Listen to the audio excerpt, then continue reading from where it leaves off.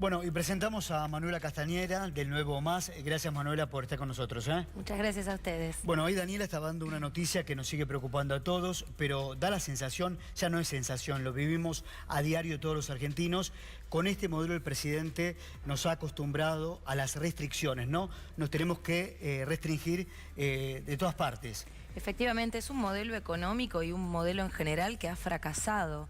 Es un gobierno fracasado que quiere trasladar todas las consecuencias de esa crisis a los trabajadores y las mayorías sociales. Este número que veíamos de la canasta básica es sobre la base de una familia que además es propietaria de la vivienda, les cuento. Si tenés que alquilar, imagínate en qué situación te encontrás en la ciudad o en el conurbano bonaerense, donde hay una escalada de los precios también atroz. Entonces estamos viendo cómo ninguna de las medidas que el gobierno toma son exitosas para el conjunto social. Vemos la inflación del año pasado en el 50%, se espera de vuelta ahora. Vemos el dólar que no para de subir y además una cuestión en relación a eso muy preocupante, y es que todo lo que ha sucedido con el dólar del año pasado se está trasladando a los precios. Ese 122% de devaluación es lo que está pujando a la inflación en los alimentos. Cualquiera que va a comprar algo al supermercado, algún elemento, por ejemplo el jabón para la ropa, que no lo compras todos los días, que lo compras cada 15 días, ponele, y cada vez que vas ves que subió 10 pesos, 15 pesos, 14 pesos, 8 pesos, así sucesivamente. Eso es la puja de lo que pasó en la devaluación, que se traslada a precios ahora y que lo sufren las mayorías sociales. El problema además es que la única propuesta del gobierno para anclar esa inflación, para bajar un poco esa escalada inflacionaria, es el salario o los preventivos truchos de crisis que estamos viendo en las últimas semanas para descargarle a los trabajadores todas las consecuencias. Por ejemplo, ¿por qué digo lo del salario? Porque en la Argentina suben todos los precios menos el salario. El gobierno es el que genera esta inflación al subir los tarifazos o al dolarizar precios elementales de la economía como es el gas. Entonces tiene un plan que hace que no paren de subir los precios.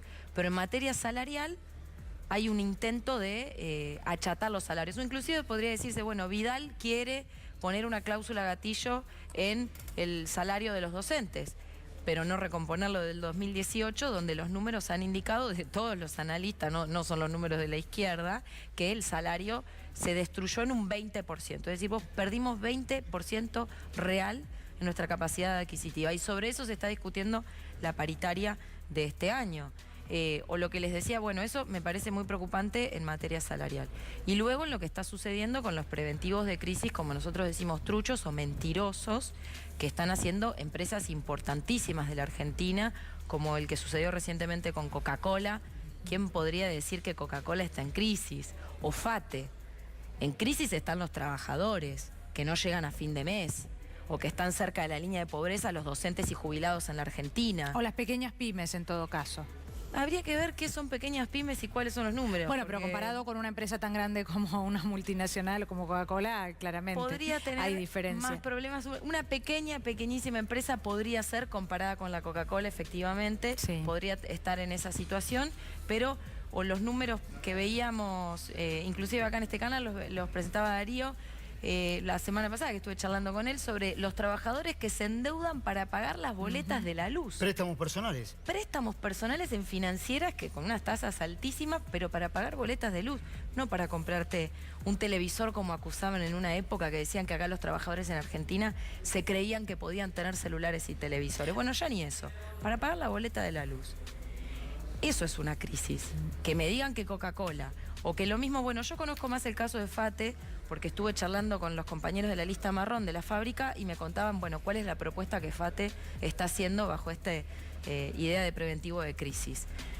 En realidad lo que quieren es ir a lo que conocen muchos trabajadores, y nos ven, lo van a saber, el sistema continuo dentro de la fábrica. Que quiere decir que la máquina está prendida 24 horas al día, toda la semana, y es la máquina la que marca el ritmo. Y vos no podés irte al baño porque necesitas esperar la posta, y esa posta, que es otro trabajador, puede llegar en 45 minutos. O no podés ir al vestuario, o no podés tener un segundo para frenar, o no parás la máquina para limpiarla, por ejemplo, y que el otro inicie el siguiente turno. No, es 24 horas de funcionamiento de una máquina y la máquina marcándole el ritmo al trabajador. Eso es el esclavismo. Manuel, y mientras tanto, el gobierno que vuelve a la carga con el intento de reforma laboral, ¿no? Esto que estás diciendo también tiene que ver con eso, el banco de horas, en realidad la administración diferente de la cantidad de horas que el trabajador va a trabajar, valga la redundancia, y en realidad manejadas por la empresa. Hoy necesito que trabajes 17 horas seguidas y mañana necesito que trabajes 3 y de ninguna manera eso va a meritar un pago de horas extras, por ejemplo, ¿no?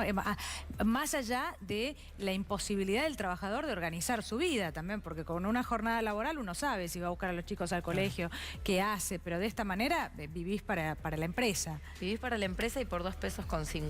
Esta propuesta de reforma laboral es lo que está escondido dentro de los preventivos de crisis que se están implementando ahora. Por eso hay una denuncia que los preventivos de crisis son el intento de pasar la reforma laboral por empresa.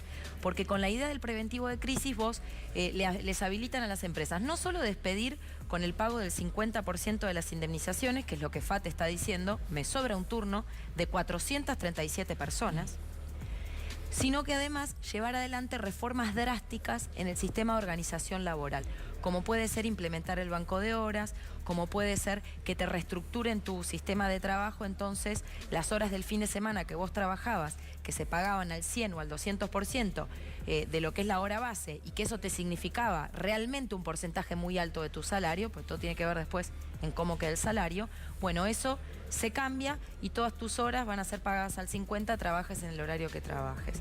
Y además es la idea, una cosa de las empresas como de fondo, que no es un problema que las empresas perdieron ganancias. Las empresas están teniendo una fluctuación de la masa de lo que venden, con un cambio en las expectativas de ganancias, que no quiere decir que no estén ganando nada, y además en todo caso que abran los libros para enterarnos cuáles son los problemas reales y de fondo de las empresas, porque si no, siempre la salida a todo es que la pague el trabajador. Ahora, porque cuando Manuela, ganaron más dinero no repartieron las ganancias. Ahora les bajan un poco las ganancias, pero las pérdidas se socializan. Sabiendo que está el Fondo Monetario Internacional en la Argentina, nos preguntamos, bueno, ¿cómo nos liberamos de la tutela de los organismos internacionales? Por ejemplo, el gobierno anterior aplicó la política del desendeudamiento. Sin embargo, ustedes criticaban al kirchnerismo.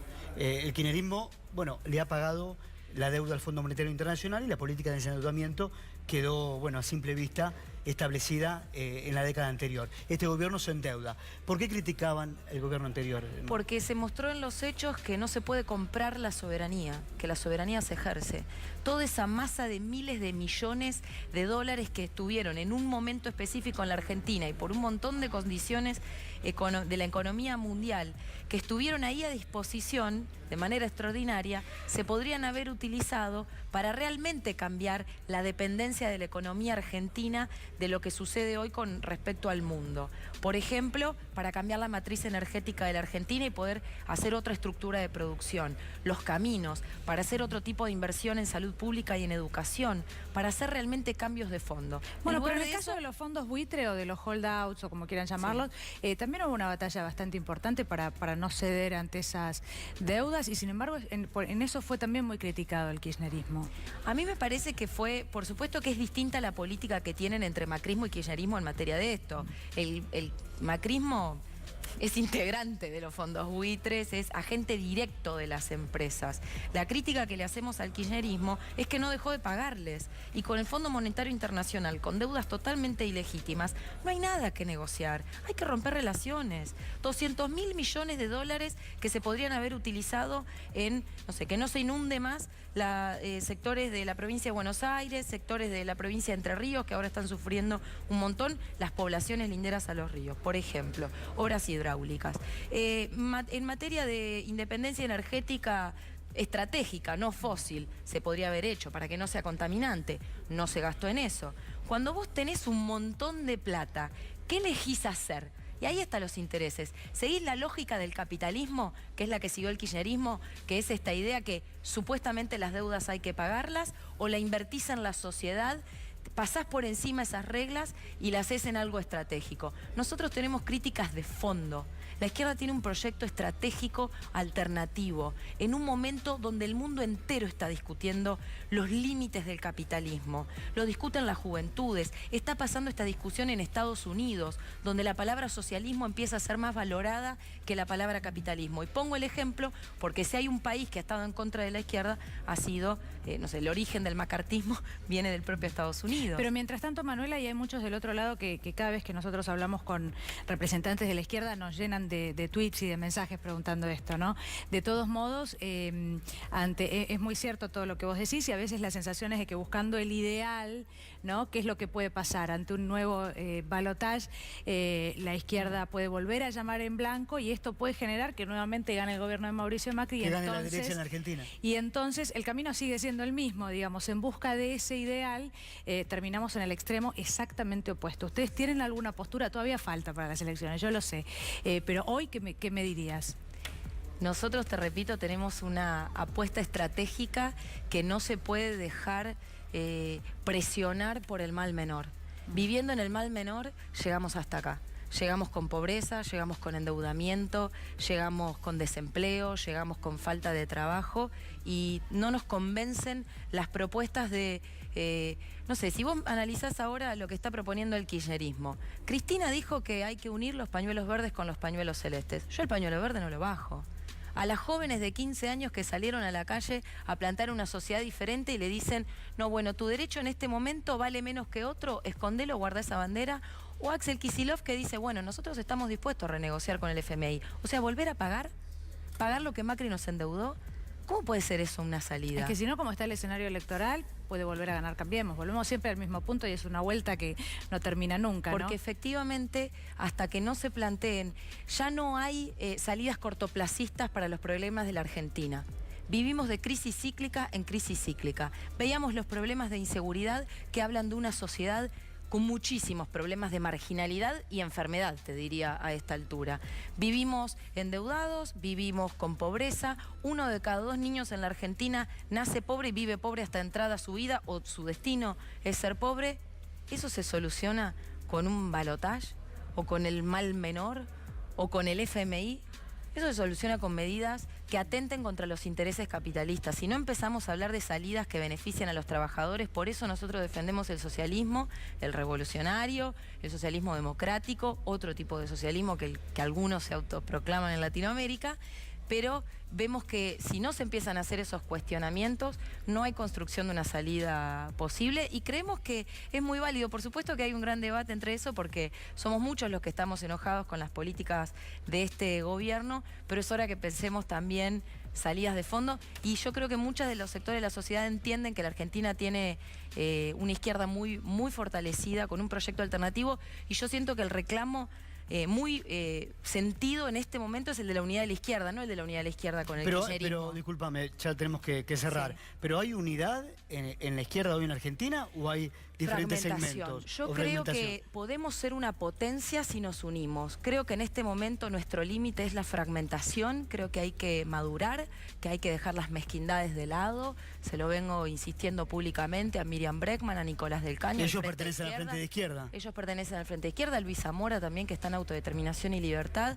Somos todos respetados, nos encontramos todos en las luchas, nos encontramos en el día a día. Es hora de construir una representación política también en las elecciones que pueda pelear y ser una alternativa sólida y clara para el conjunto de los trabajadores. Manuela, no me quiero olvidar de agradecerte por el apoyo a C5N el día de la movilización en la Cámara Nacional de Apelaciones, así como a tantos otros dirigentes que estuvieron presentes ahí, que están siempre, la verdad, con nosotros y bueno, y con todos los trabajadores que tienen algún tipo de reclamo. Esto excede, ¿no?, lo que sucede con C5N, así que gracias. Sí, pero un cariño especial con ustedes que también siempre acompañan a todas las luchas, entonces hoy están luchando ustedes y los vamos a seguir acompañando. Muchas gracias. Muchas gracias. A ustedes.